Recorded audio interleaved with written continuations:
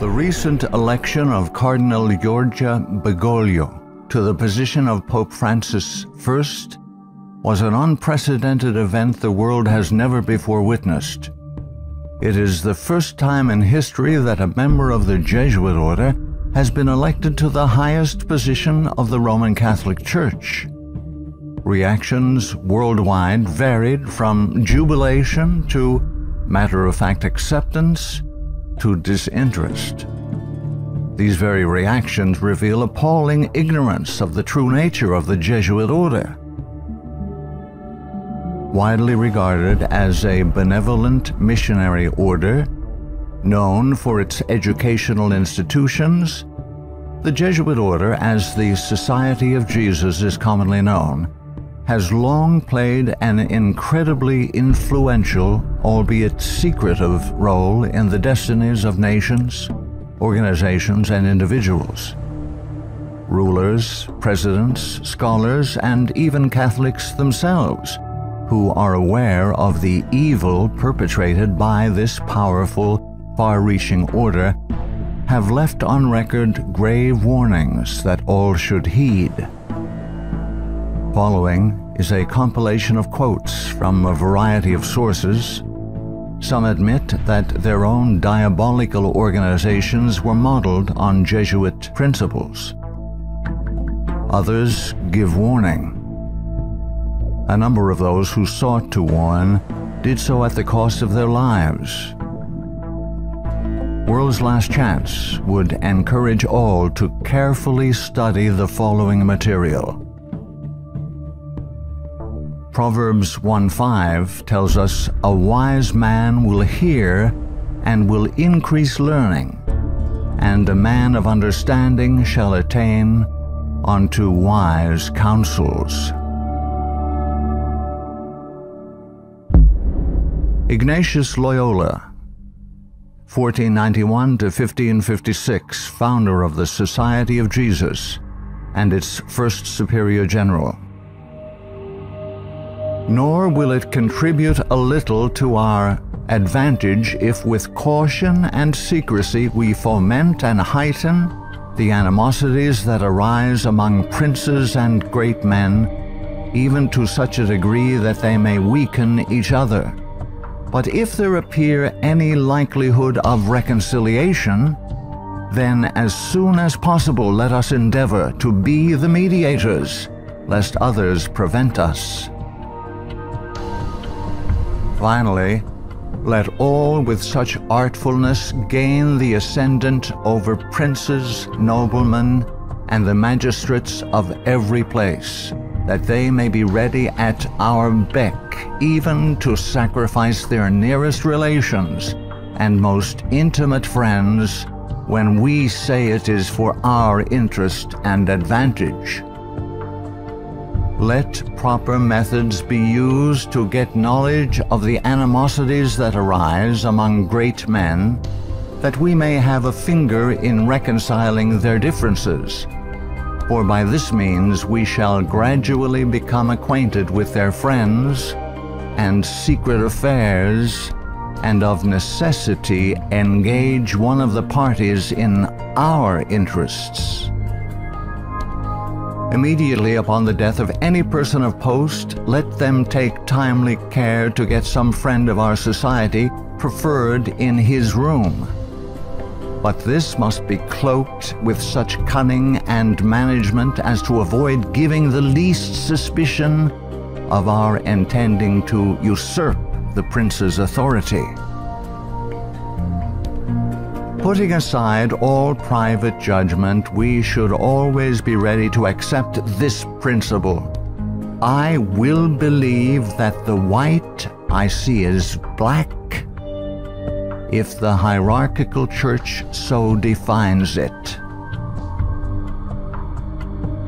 Princes and persons of distinction everywhere must, by all means, be so managed that we may have their ear, and that will easily secure their hearts, by which way of proceeding all persons will become our creatures, and no one will dare to give the society the least disquiet or opposition. Finally, the society must endeavor to effect this at least, that having gotten the favor and authority of princes, those who do not love them at least fear them. Paolo Sarpi, 1552 to 1623, a Venetian patriot, scholar, scientist, and church reformer. They are a public plague and the plague of the world. From the Jesuit colleges there never is sent a pupil obedient to his father, devoted to his country, loyal to his prince. Every species of vice finds its patronage in them. There is no perjury, nor sacrilege, nor parricide, nor incest, nor rapine, nor fraud, nor treason which cannot be masked as meritorious beneath the mantle of their dispensation. Muccio Vitelleschi, 1562 to 1645, 6th Superior General of the Society of Jesus. When sovereigns require a Jesuit's opinion on any subject, the Jesuit in question is to report the matter to his superior, who is to lay it before several Jesuits for discussion. The resolution formed after this consultation is supplied to the Jesuit, who has been consulted by the sovereign. Priest Antoine Arnaud, 1612 to 1694. Do you wish to excite troubles, to provoke revolution, to produce the total ruin of your country? Call in the Jesuits and build magnificent colleges for these hot-headed religionists. Suffer those audacious priests in their dictatorial and dogmatic tone to decide on affairs of state.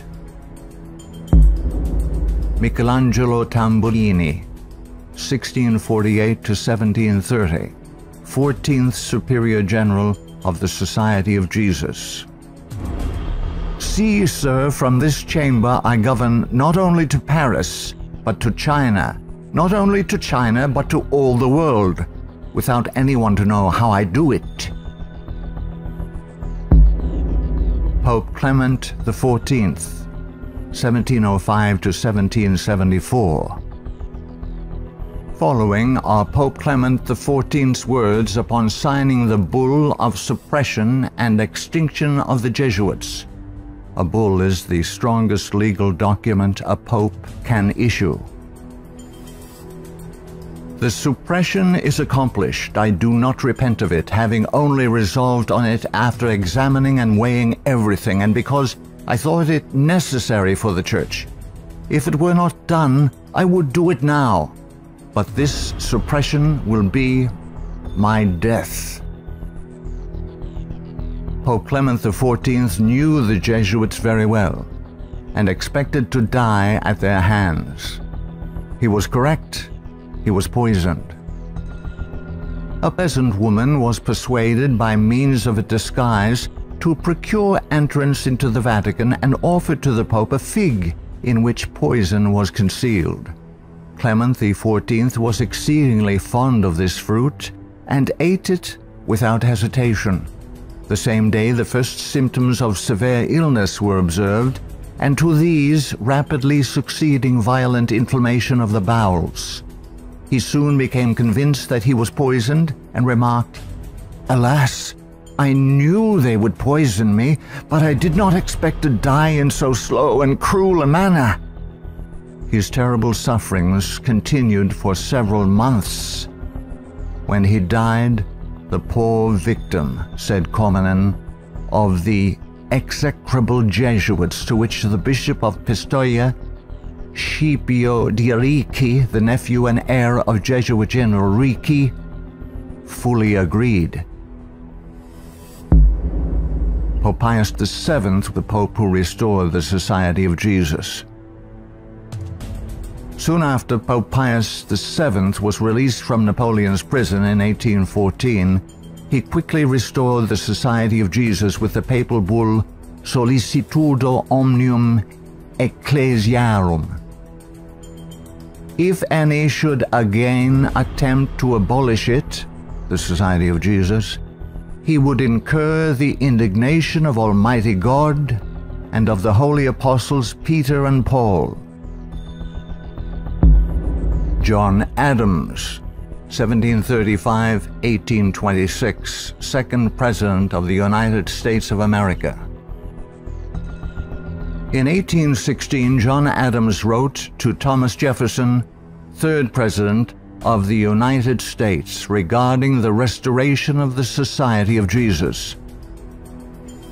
My history of the Jesuits is not eloquently written, but it is supported by unquestionable authorities, is very particular and very horrible.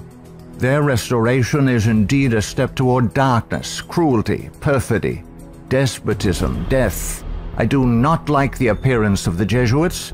If ever there were a body of men who merited eternal damnation on earth and in hell, it is this Society of Loyolas.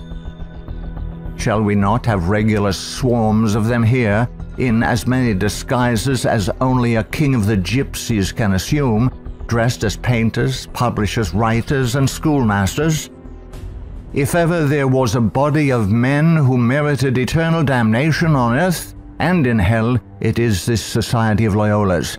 We are compelled by our system to offer them asylum.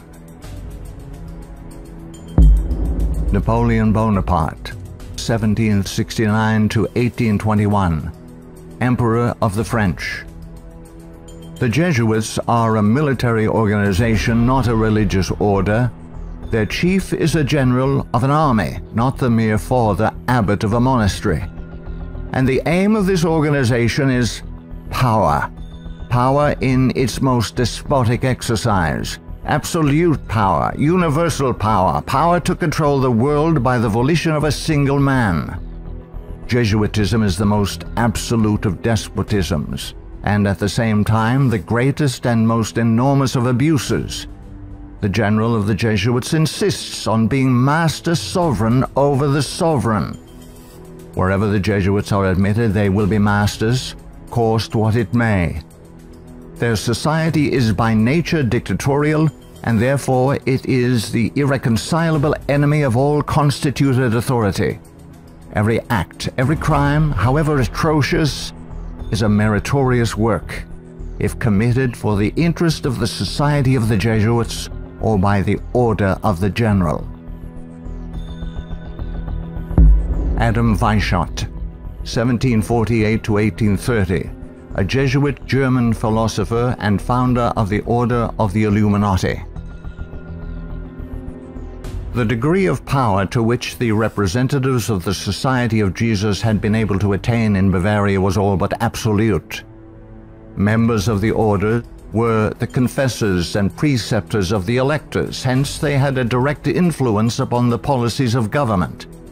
The censorship of religion had fallen into their eager hands, to the extent that some of the parishes even were compelled to recognize their authority and power.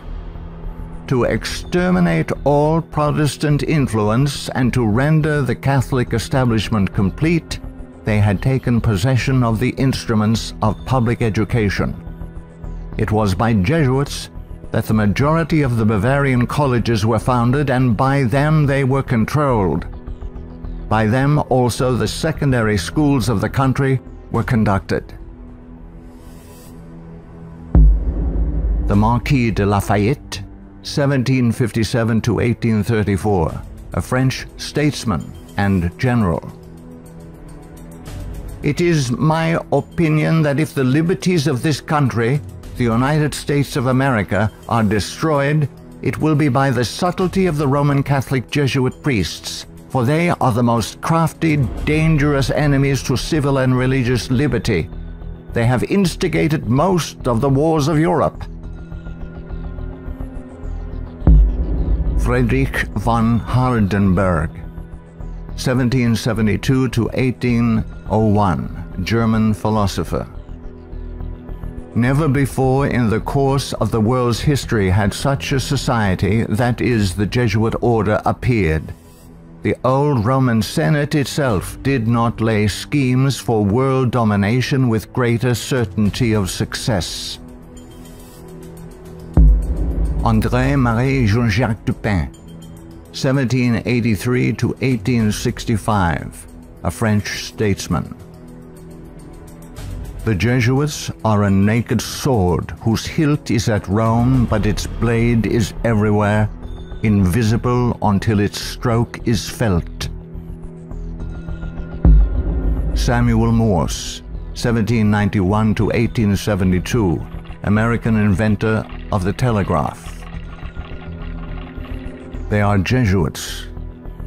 This society of men, after exerting their tyranny for upwards of 200 years, at length became so formidable to the world, threatening the entire subversion of all social order, that even the Pope, whose devoted subjects they are, and must be, by the vow of their society, was compelled to dissolve them. They had not been suppressed, however, for 50 years before the waning influence of popery and despotism required their useful labors to resist the light of democratic liberty, and the Pope, Pius VII, simultaneously with the formation of the Holy Alliance, revived the order of the Jesuits in all their aureory. From their vow of unqualified submission to the sovereign pontiff, they have been appropriately called the Pope's bodyguard. And do Americans need to be told what Jesuits are? They are a secret society, a sort of Masonic order, with super-added features of revolting odiousness, and 1,000 times more dangerous. They are not merely priests or of one religious creed. They are merchants and lawyers and editors and men of any profession having no outward badge in this country by which to be recognized. They are about in all your society. They can assume any character, that of angels of light or ministers of darkness, to accomplish their one great end, the service upon which they are sent, whatever that service may be. They are all educated men, prepared and sworn to start at any moment and in any direction, and for any service, commanded by the general of their order, bound to no family, community, or country by the ordinary ties which bind men, and sold for life to the cause of the Roman pontiff. And who are these agents? They are for the most part Jesuits, an ecclesiastical order proverbial through the world for cunning, duplicity, and total want of moral principle, an order so skilled in all the arts of deception that even in Catholic countries, in Italy itself, it became intolerable and the people required its suppression. Orestes Augustus Brownson, 1803 to 1876, New England intellectual and activist, preacher, labor organizer, and noted Catholic convert and writer. Undoubtedly, it is the intention of the Pope to possess this country, America. In this intention, he is aided by the Jesuits and all the Catholic prelates and priests. If the Catholic Church becomes predominant here, Protestants will all be exterminated. Abraham Lincoln, 1809 to 1865, 16th President of the United States of America. This war, the American Civil War, 1860 to 1865, would never have been possible without the sinister influence of the Jesuits. We owe it to popery that we now see our land reddened with the blood of her noblest sons. Though there were great differences of opinion between the South and North on the question of slavery, neither Jeff Davis nor any one of the leading men of the Confederacy would have dared to attack the North had they not relied on the promise of the Jesuits, that under the mask of democracy, the money and the arms of the Roman Catholics, even the arms of France, were at their disposal if they would attack us.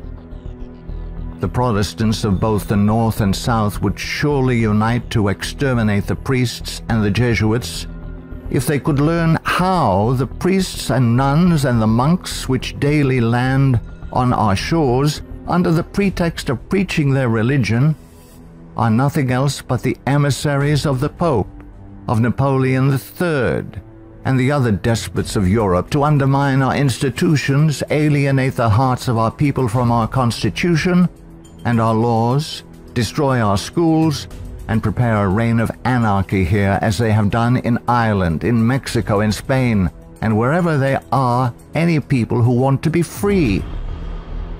"I am so glad to meet you again," he said. "You'll see that your friends the Jesuits have not yet killed me, but they would have surely done it when I passed through the most devoted city, Baltimore, had I not defeated their plans by passing incognito a few hours before they expected me." New projects of assassination are detected almost every day, accompanied with such savage circumstances that they bring to my memory the massacre of St. Bartholomew and the gunpowder plot. We feel, at their investigation, that they come from the same masters in the art of murder, the Jesuits. So many plots have already been made against my life that it is a real miracle that they have all failed when we consider that the great majority of them were in the hands of skillful Roman Catholic murderers evidently trained by the Jesuits. I know that Jesuits never forget nor forsake, but man must not care how and where he dies, provided he dies at the post of honor and duty. Charles Chineke, 1809 to 1899, Canadian ex-Catholic priest. From that the Catholic priests with the most admirable ability and success have gathered their Irish legions into the great cities of the United States, and the American people must be very blind indeed if they do not see that if they do nothing to prevent it, the day is very near when the Jesuits will rule their country, from the magnificent White House at Washington to the humblest civil and military department of this vast republic. Brigadier General Thomas M. Harris, 1817 to 1906, physician and Union General during the Civil War. The organization of the Roman Catholic hierarchy is a complete military despotism of which the Pope is the ostensible head. The Black Pope is the head of the Order of the Jesuits and is called a general. He not only has command of his own order, but directs and controls the general policy of the Roman Catholic Church.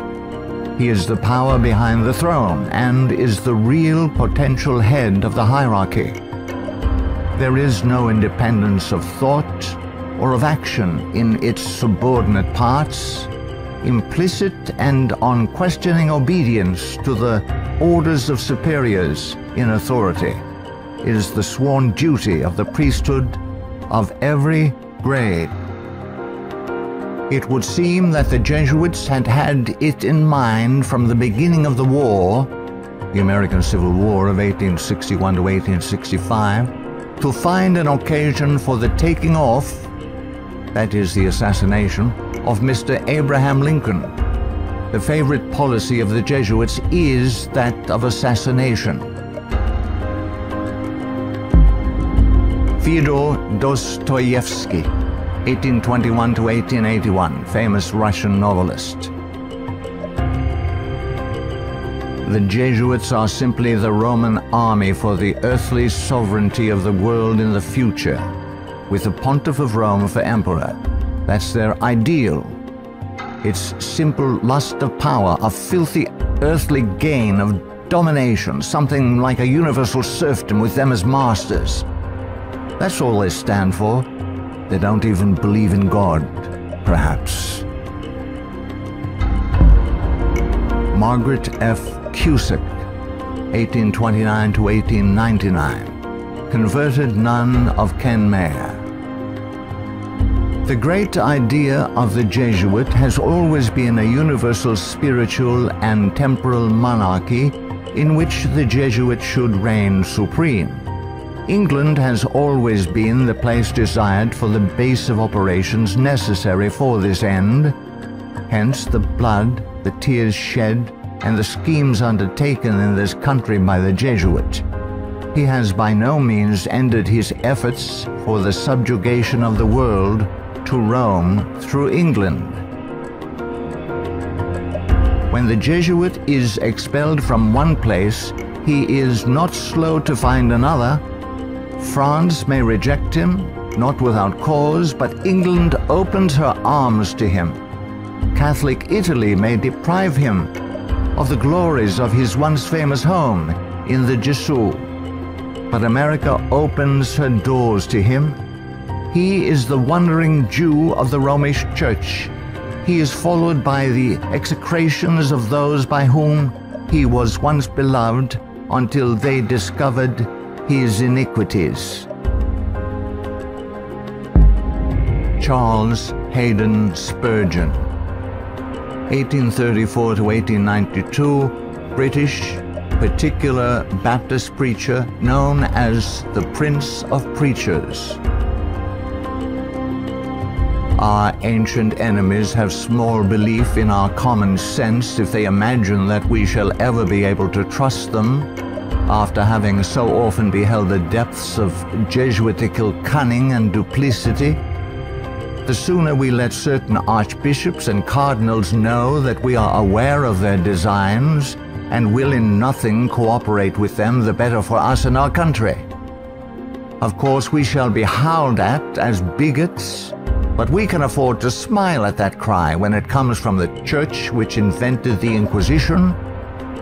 No peace with Rome is the motto of reason as well as of religion.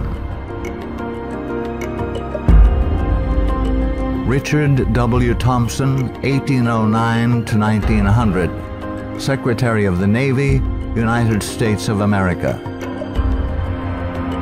The Jesuits are the deadly enemies of civil and religious liberty.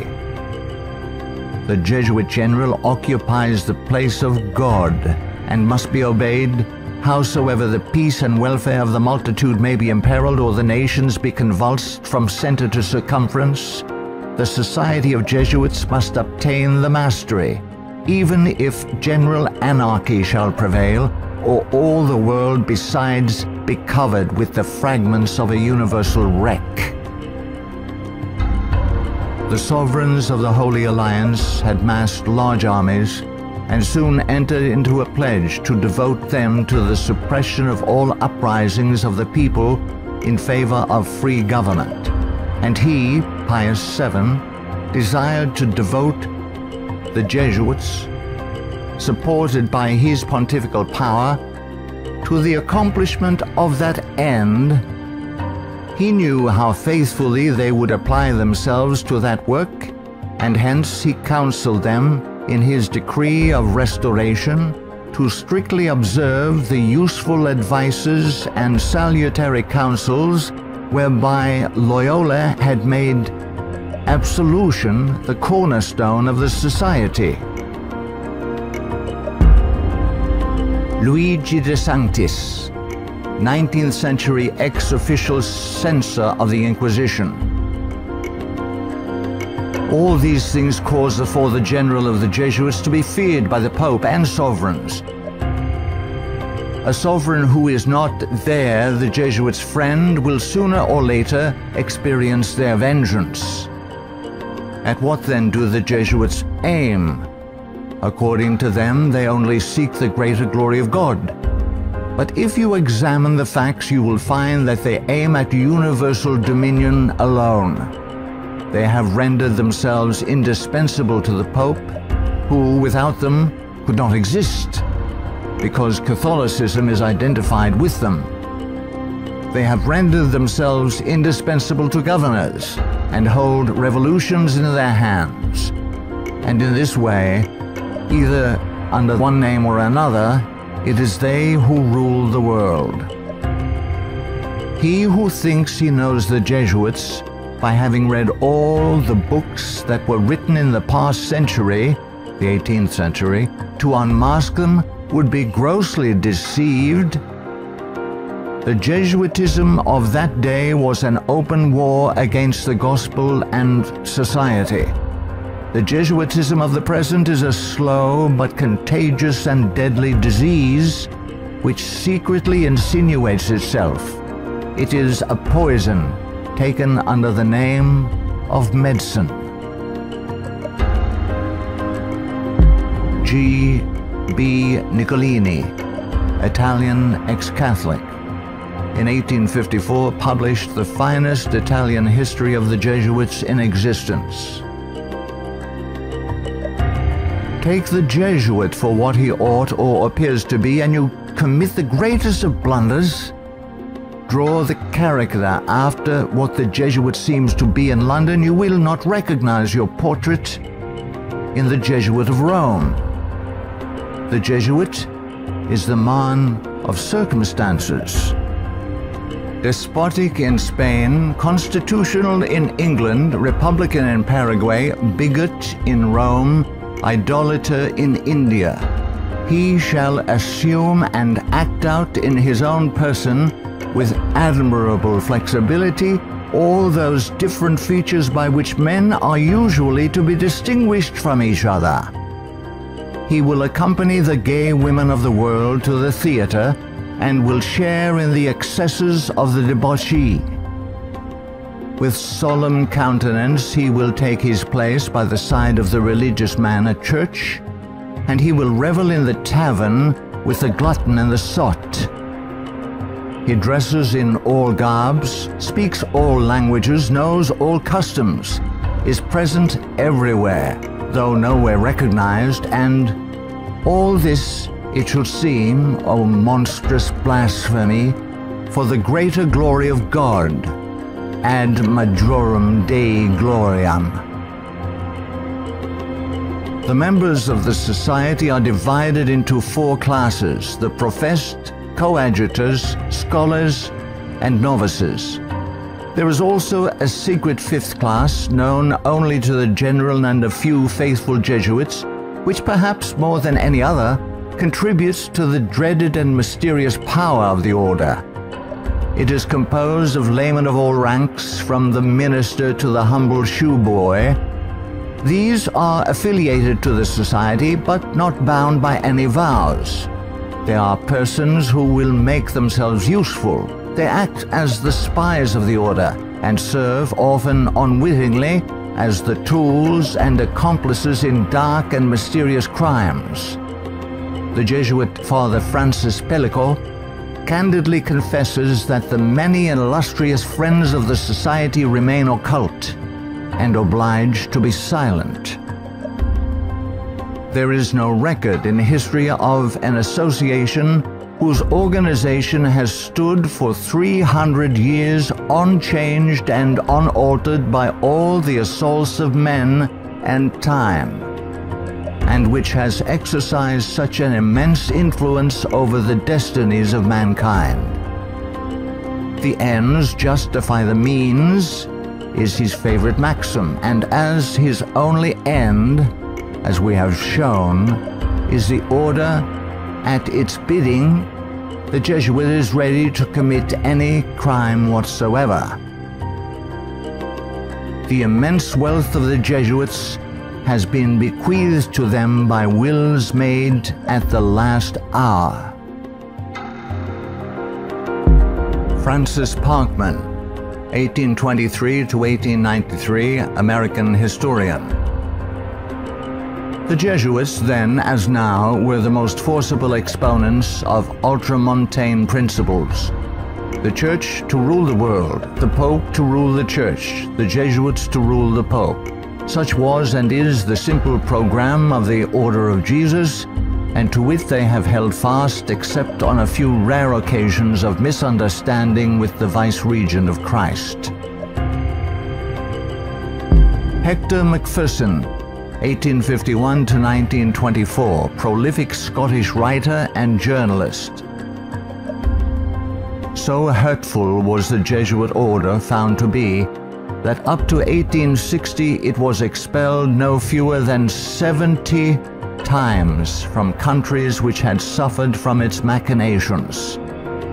In spite of continental warnings, England under Queen Victoria, 1837 to 1901, who opened up communication with the Vatican in 1877 and enabled the order to carry out its Second Irish Massacre, 1845 to 1850, has become a Jesuit dumping ground. Those whom other countries have found from sad experience to be enemies, Britain allows to land on her shores and to carry on, unmolested, their work of iniquity. We are carrying toleration to excess, and unless there is a change of policy, this nation will one day pay a heavy penalty. Father Jeremy J. Crowley, 1861 to 1927, American ex-Catholic priest. All through the Middle Ages and the Renaissance period, the popes kept Italy in turmoil and bloodshed for their own family and territorial advantages, and they kept all Europe in turmoil for 2 centuries after the Reformation, in fact, just as long as they could in the wars of religion. Their whole policy is based on stirring up hatred and promoting conflicts from which they hope to draw worldly advantage. Popes and their Jesuitical agents have been and are the instigators of wars, and while the world is having real pain, Rome is having champagne. The Jesuit Superior General is at the head of this black and mute militia which thinks, wills, acts, obeys as the passive instrument of his designs. Their whole life must have but one aim: the advancement of the Jesuit order to which they are attached. How long shall the Roman Catholic hierarchy play the people for fools? Shall the government be of the people, for the people, and by the people, or by the Pope? Let's not let the Pope of Rome name our president for us. Lovers of your country, beware of Jesuitical intrigues, the political power of Romanism, and the honeyed words of politicians reaching after the presidency. Ellen G. White, 1827 to 1915, prolific author and American Christian pioneer. Jesuitism inspired its followers with fanaticism. There was no crime too great for them to commit, no deception too base for them to practice, no disguise too difficult for them to assume. It was a fundamental principle of the order that the end justifies the means. By this code, lying, theft, perjury, assassination were not only pardonable but commendable when they serve the interests of the Church. Under various disguises, the Jesuits worked their way into offices of state, climbing up to be the counselors of kings and shaping the policy of nations. Edmund Ronayne, 1832 to 1911, former Freemason who served as both secretary and master of Keystone Lodge. The religion of Masonry is a system of absolute despotism, and like that of Rome, demands a blind, unquestioning obedience to all its laws, rules, and edicts, whether right or wrong.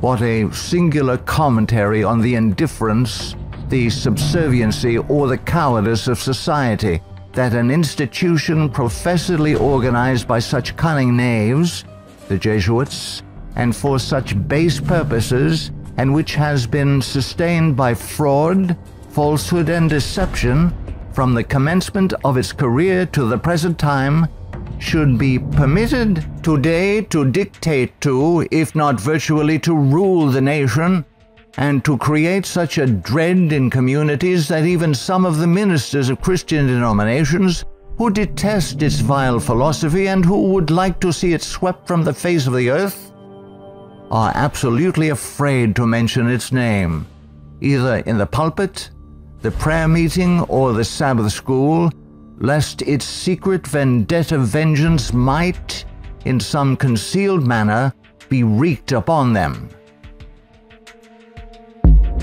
Adolf Hitler, 1889 to 1945, Austrian-born German politician and the leader of the Nazi Party.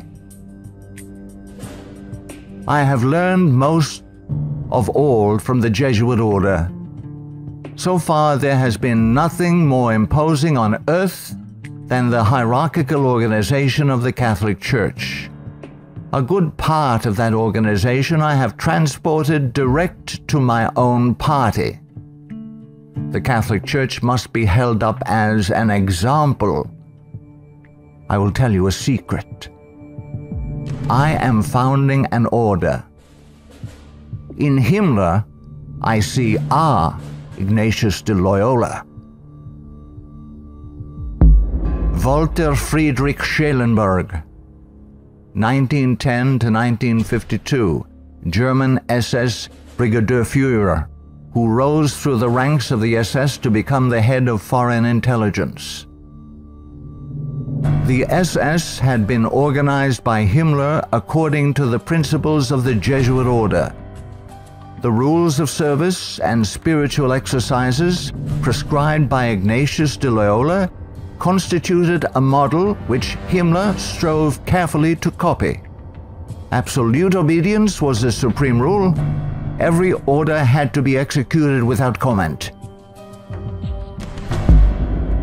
Avro Manhattan, 1914 to 1990, a writer and philosopher. The Jesuits are one of the largest stockholders in the American Steel Company, Republic, and National. They are also among the most important owners of the four greatest aircraft manufacturing companies in the U.S., Boeing, Lockheed, Douglas, and Curtiss-Wright. No political event or circumstance can be evaluated without the knowledge of the Vatican's part in it, and no significant world situation exists in which the Vatican does not play an important explicit or implicit role. Alberto Rivera, 1935 to 1997, ex-Jesuit. The higher I went in the Jesuit order, the more corruption I saw within the institution. I was invited to attend a secret black mass by high-ranking Jesuits, including Superior General Pedro Arupe, in a monastery in the northern part of Spain. When I knelt to kiss the ring of a high official, I saw a symbol on that ring that made my blood run cold. It was a Masonic symbol, the compass and the square. A thing I hated, and I had been told to fight against it. I found out the Jesuit general was also a Mason and a member of the Communist Party in Spain. Frederick Tupper Southey III, 1936 to 2007, American composer, musician, author, and artist. The Roman Inquisition had been administered since 1542 by the Jesuits. Edmund Paris, 1894 to 1970, author of The Secret History of the Jesuits. The public is practically unaware of the overwhelming responsibility carried by the Vatican and its Jesuits in the starting of the two world wars, a situation which may be explained in part by the gigantic finances at the disposition of the Vatican and its Jesuits, giving them power in so many spheres, especially since the last conflict. The Jesuits are a secret society, a sort of Masonic order, with super-added features of revolting odiousness and 1,000 times more dangerous. The Führer had come to power thanks to the votes of the Catholic Zentrum, Central Party overseen by Jesuit Ludwig Kass, only 5 years before, 1933. But most of the objectives cynically revealed in Mein Kampf were already realized. This book was written by the Jesuit-controlled Father Bernhard Stempfler and signed by Hitler. For it was the Society of Jesus which perfected the famous Pan-German program as laid out in this book, and the Führer endorsed it. Nino Lobello, 1922 to 1997, American author and journalist, specialized in writing about the Vatican. The Pope's confessor, an ordinary priest, must be a Jesuit. He must visit the Vatican once a week at a fixed time, and he alone may absolve the Pope of his sins. Michael Bunker, American writer, historian, theologian. There is a conspiracy against Christendom. But who are Satan's agents in this conspiracy? The agents are the Jesuits. Even though the Jesuits exude vast influence and control in the areas of theology, education, recorded history, and current media, I am still perplexed that virtually no literature exists exposing the Jesuits' influence on mainline Protestantism. In this work, the author uncovers forgotten history regarding the cooperative salvation theology of the Jesuits. From Cain to Charles G. Finney, this book proves that modern Protestantism has abandoned the doctrines of grace and embraced the satanic doctrines of cooperative salvation. Eric John Phelps, 1953, still living, author and protagonist in the truth-seeking movement in the United States. In the 20th century, the Jesuits have conducted their inquisition under the names of Nazism, fascism, communism, and now Islamic terrorism, with their inquisitors Adolf Hitler, Francisco Franco, Joseph Stalin, and now Osama bin Laden. Today, the Black Pope orders his Holy Office of the Inquisition, renamed in 1965 the Sacred Congregation for the Doctrine of the Faith, through his international intelligence community headed by papal knights, including Skull and Bonesman George W. Bush. To the abhorrent Jesuit doctrine of regicide, the killing of kings, we must now direct our attention that we may understand an established policy calculated to obtain or maintain the mastery of all nations, following well-planned assassinations. In the past, the order's assassins were either Jesuits, like Jacques Clement, or killers easily connected to the influence of the company, men like John Wilkes Booth. Today, these professional terminators are cleverly distanced from their Masonic master, the Black Pope, and given deceptive titles by the Pope's internationally controlled press corps, jurists, and historians. Such titles as anarchists, nihilists, rogue agents within intelligence agencies, or just lone nut assassins. Sometimes these individuals in fact do the killing, consciously and unconsciously, as do the programmed Manchurian candidates, they sacrifice themselves, die in the act, or are punished for their crimes. Created by Loyola in 1534 and sanctioned by Paul III in 1540, in seeking to destroy the Protestant Reformation and restore the Dark Ages with the White Pope exercising his temporal power as the universal monarch of the world, authored the 25 sessions of the Council of Trent, 1545 to 1563, and established themselves as the confessors and advisors of the monarchs of Europe, promoting absolute monarchical despotisms through which they ignited monstrous wars characterized by pitiless massacres of Protestants and innocents, such as the Dutch Revolution, 1568 to 1648, the 30 Years' War, 1618 to 1648, the Puritan Revolution, 1644 to 1653, the 7 Years, French Indian War, 1754 to 1763. While oppressing and weakening the peoples of the nations and the Semitic Hebrew Jewish race with the Holy Office of the Inquisition, aided by the Knights of Malta and later Scottish Rite Freemasonry from 1540 to 1773, we as God's people in 14th Amendment America have received the Lord Jesus Christ as our personal Savior according to His blessed gospel set forth in His infallible Holy Scriptures. The authorized King James Version of 1611, must repent of our personal and national sins. Then we must forsake them.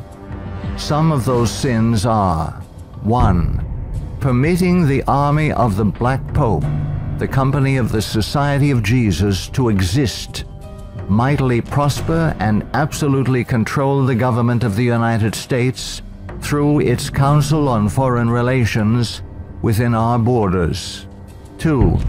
Believing the Jesuit-controlled American press, which has continually lied and deceived us throughout the 20th century.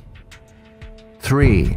Permitting the Jesuits' Federal Reserve banking system and United Nations to exist within our borders, as these two bodies have successfully destroyed popular liberty, liberalism, and the national sovereignty of every nation in the world pursuant to the purposes of the Jesuits' Holy Alliance. 4. Waiving our Fourth and Fifth Amendment rights secured by the declaratory and restrictive clauses of the Bill of Rights at the insistence of the Baptists of Virginia, and so dearly paid for with torrents of blood by our Protestant forefathers, through filing our confessions every April 15th, paying the heavy and progressive communist income tax, thereby financing a multitude of sins. 5.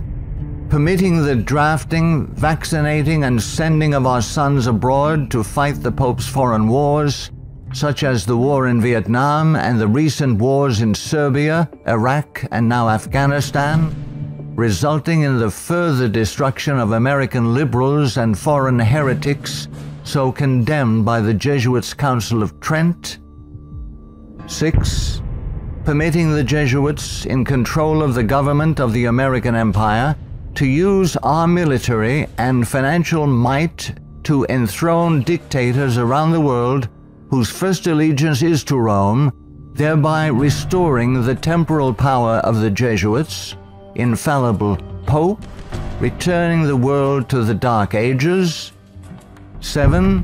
Consenting to the Jesuits' Supreme Court decisions in removing the Protestant Bible and prayer from the bulwark of American liberty so hated by the Jesuits, the public school system. 8. Consenting to the immigration of millions of Roman Catholics and pagan persons of color whose loyalty to the Pope or their own race, religion, and nationality is greater than their loyalty to our Protestant constitution and republican form of government, thereby creating a multitude of agitations justifying more centralization of power in Washington, D.C., and through amalgamation, the Africanization of the American white Celtic Anglo-Saxon race, being historically the greatest enemy of the Jesuit order, especially its Bible-believing Protestants and Baptists, as intended by the Company of Jesus pursuant to its Jesuit oath. 9. Consenting to the Jesuit Supreme Court's several decisions of forced integration, resulting in the destruction of both the white and black races through amalgamation, as the exchange of viruses, bacteria, and parasites, unique to each race, creates powerful combinations in the offspring, producing a non-resistant, weak, and sterile population within 5 generations. 10. Consenting to the Jesuit Supreme Court's decision of legalized abortion, resulting in the mass murder of unborn babies, polluting the land with innocent blood, ultimately collapsing the Ponzi scheme called the Social Security system, justifying mass murder of the elderly by the coming fascist dictator, provoking the Lord against us to consume us, until there be no remnant nor escaping in the land, by means of a massive military invasion composed of a coalition of nations, cleansing the land with the blood of unrepentant and unforgiven American murderers. 11. Succumbing to race hatred as a result of Jesuit-controlled Masonic agitators such as the White Knights of the Ku Klux Klan and the Black Nation of Islam, justifying the imposition of martial law when the inner-city race wars begin. 12.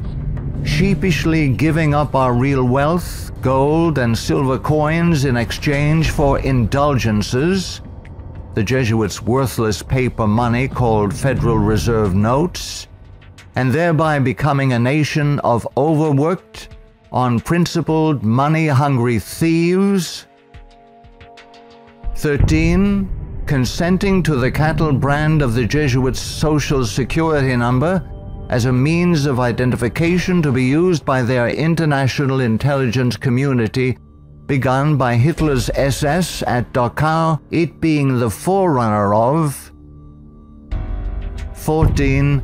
Obeying the evil 1968 gun law of Nazi origin and thereby, upon purchasing new firearms, blindly registering our guns, our swords of just defense, enabling the coming Jesuit-controlled white fascist military dictator to ultimately take them from us, making our annihilation sure pursuant to the Council of Trent. 15. Committing a multitude of personal sins, both public and private, ensuring that our annihilation will be a righteous act in the eyes of both the risen Son of God and mortal man. Far from being the benevolent educational missionary society many view the Society of Jesus as being, the Jesuit order is responsible for some of the most heinous acts in recorded history. They have battled truth and righteousness, crushed religious liberty, influenced kings, and sought to mold the course of history to carry out their own agenda. Now that the visible head of the Roman Catholic Church is himself a member of this order, the power of the Jesuit order is complete. Let all who love truth, all who love freedom, take heed and beware of the danger now facing the world in the person of Pope Francis I. Error and wickedness will ever seek to use force against truth and righteousness. Now is the time to draw close to Yahuwah, setting aside the sin that doth so easily beset, and surrender all to the Creator. He will accept all who come to him in faith. A prudent man foreseeth the evil, and hideth himself, but the simple pass on, and are punished. You have to let it all go. Fear. Doubt. Disbelief. Free.